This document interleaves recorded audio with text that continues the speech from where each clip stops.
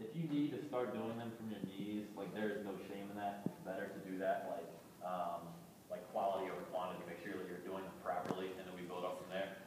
So going from my toes, I want to get my hands, again, just outside my shoulders, so we're right here.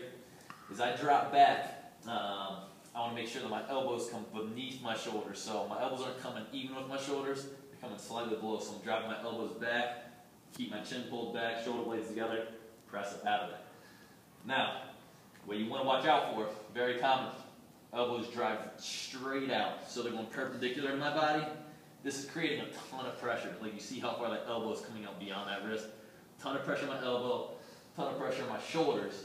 We'd rather keep stuff a little bit more aligned by driving back in here. You see when I do this, my elbow's staying directly over my wrist. I press it out of that. That's a lot less stress than going here, which is killing my elbows.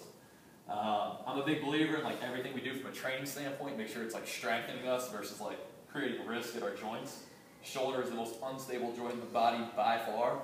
So we don't want to do things that are like pulling it aggressively out of alignment.